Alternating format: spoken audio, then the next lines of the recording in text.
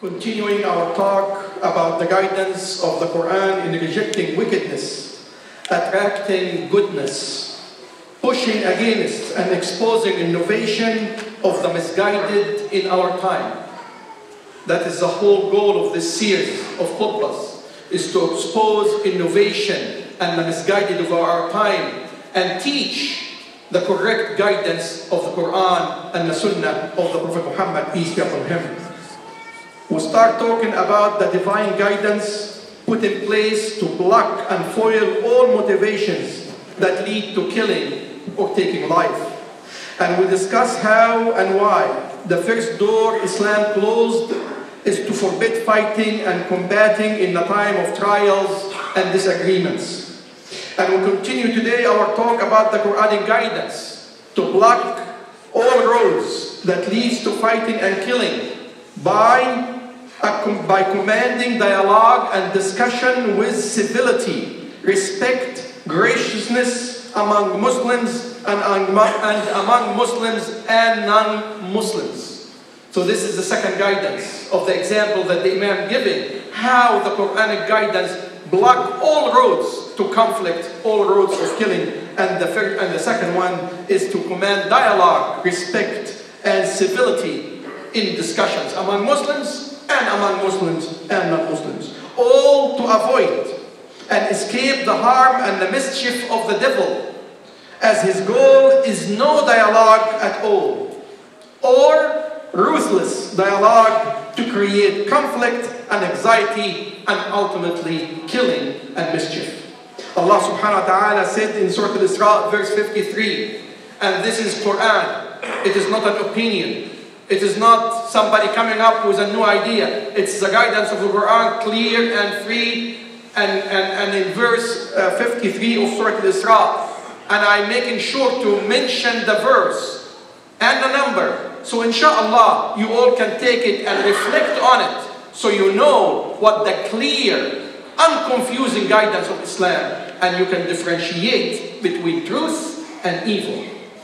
Allah subhanahu wa ta'ala said, say to my servant that they should only speak that which is best. Say to my servant that they should only speak that which is best, for Satan does sow conflict among them, for Satan is to man a clear, declared enemy. Imam Ibn Kathir, reflecting on the verse, said, Allah commanding Muhammad, peace be upon him, to command the believer to speak the good word, to only speak the good word and be kind in their dialogue, as if they are not, the devil will create mischief among them, turning wicked words into action, leading into hate, conflict, fighting, and ultimately killing. The devil is man's declared enemy, since he refused to prostrate to Adam in an open and a stated way. It's not a secret that evil and the devil is man's enemy, declared from the time of creation of Adam. Imam Ibn Ashur also said, the most important goal of this command, of this Quranic command of Allah subhanahu wa ta'ala, is to teach the Ummah of Muhammad to be polite, kind, and soft-spoken in their interaction, as words spill out into intention and purpose. Doesn't take too much to think about when we know that the clear guidance, it's a street for Muslims, all Muslims, to be soft-spoken in their dialogue and in interaction, as words that they utter is actually a reflection of intention and purpose that might come and follow. Also to command the Muslims kindness and civility in their dialogue with the non-believer, to avoid what argument creates of more separation and hardliners. Anything other than goodness in interaction, anything other than goodness in interaction, in dialogue, in communication, is a mischief from Satan and his favorite way to create more animosity and conflict. Allah subhanahu wa ta'ala said in Surah Fussilat, verse 34, good and evil are not equal. Allah subhanahu wa ta'ala given us a simple hint. Good and evil are not equal. Repel evil with what is better. Repel evil with the good word. And you will see that the one you had mutual enmity with will turn as if they were close friends. If you have the good word, whoever you have enmity with, whoever is your enemy will turn into a close friend. Again, this is Surah Fussilat, verse 34. Imam Ibn Ashur also said, reflecting on the verse that Allah subhanahu wa ta'ala said, for Satan is to man a declared enemy, indicate the state of hate and animosity of the devil to mankind is settled in his creation. It's not going to change. And his resentment to mankind is established from the time of the creation of Adam. May God be pleased with him. The devil misguided those who follow him to take hard lines against the disbelievers, wrongly believing they make faith victorious, but only creates trial and conflicts. You cannot make one good with two wrongs. The worst the devil can do, misguiding the believer, the worst thing that we are vulnerable for as believer and the devil can do is leading the believers into wickedness, making them believe that they only do good. And that indication came in clear in verses of the Quran in many places. The verse is very clear. It is inclusive guidance regarding communication and dialogue among Muslims and his Muslim brothers and Muslims and non-Muslims. No one would think that this is just for the Muslim among themselves to be civil, but the civility in general, in all dialogue among Muslims and non-Muslims, as well as between Muslims.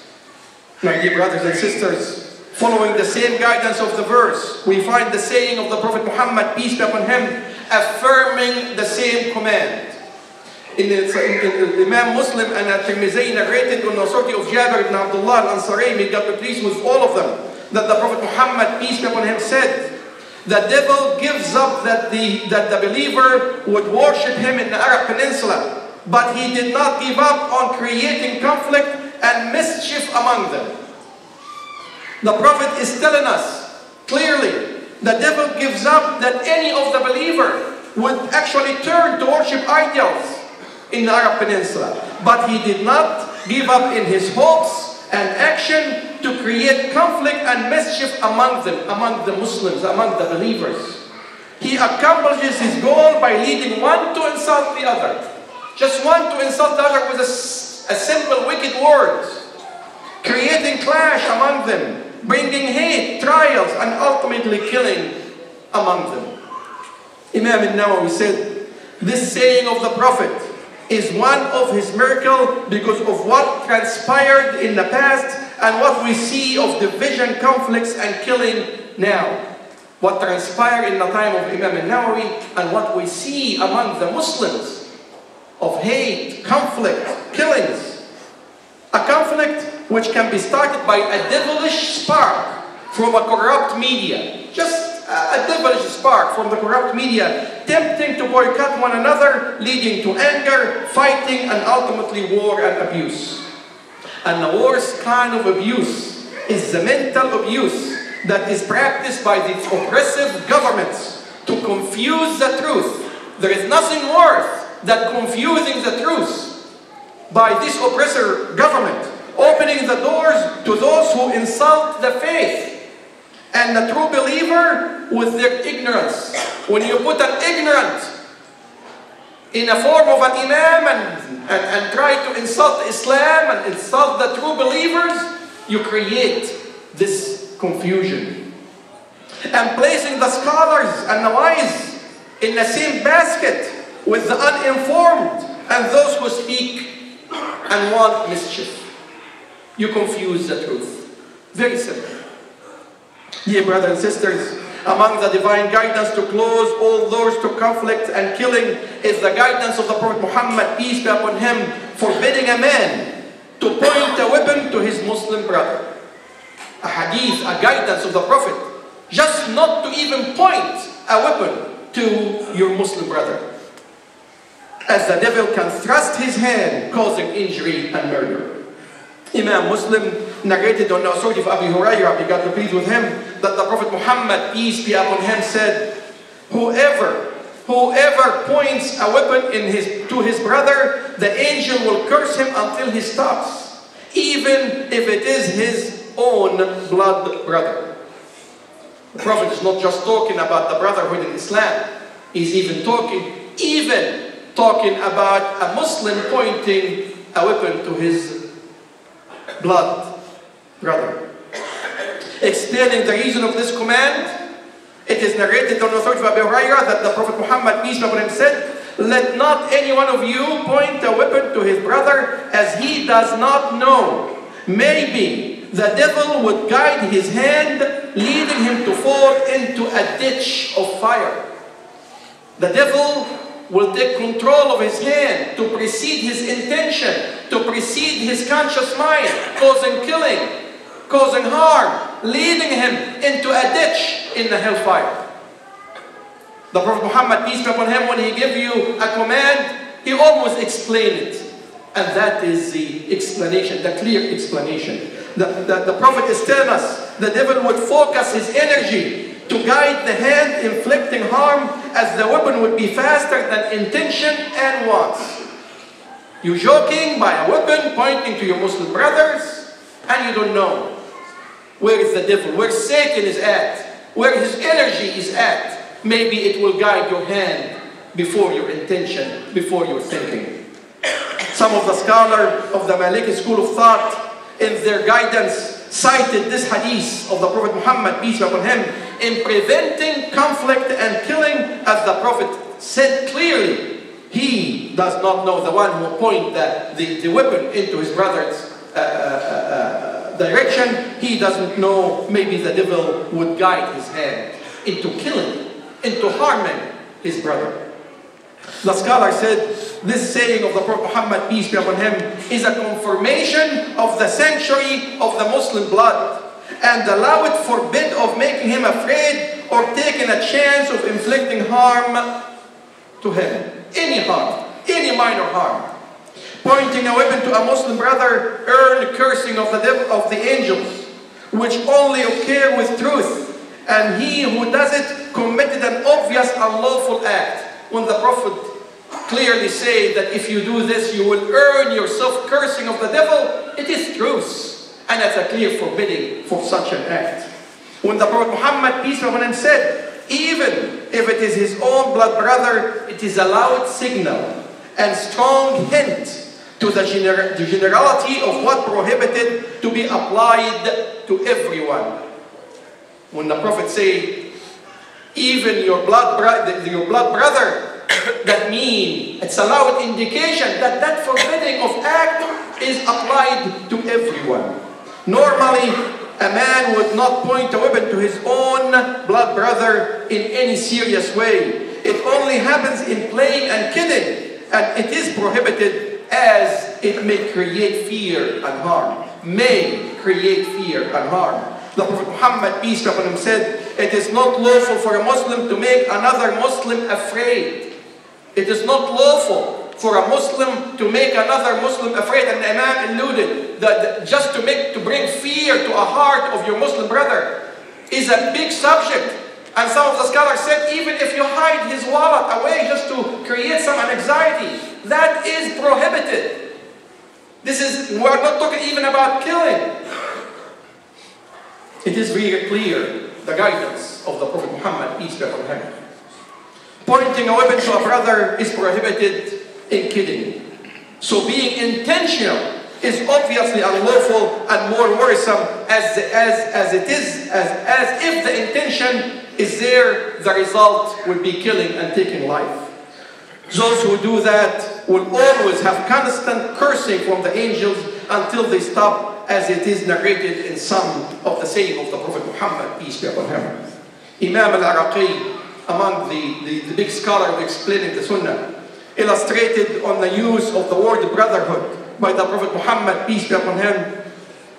He said, It is a reference to the brotherhood in Islam as well as brotherhood to Christian and Jews, as harming them is prohibited in the hadith, which is inclusive to all.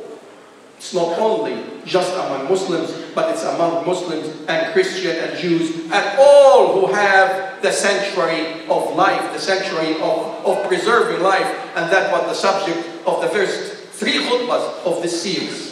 And again, this series, alhamdulillah, on the web, on iccpaz.com. You can listen to it. It's in Arabic and English. You can share it with your friend. Teach others about the correct teaching of Islam. It is yours and my responsibility to teach those who seek to know the true Islam, the correct truth. My dear brothers and sisters, these are just examples how Islam blocked all avenues which can lead to killing and taking a life. A few examples would be enough to the Muslim with the correct faith and conviction to be able to differentiate between truth and evil. That is the goal. To be educated enough to use your common sense, to have the few examples, to be able to know and spot what is evil and what is good. Listen to the voice of truth and do not listen to the voice of evil, as those who deceive you with evil only among the hateful and those who want harm to Muslim and Islam. Assalamu alaikum.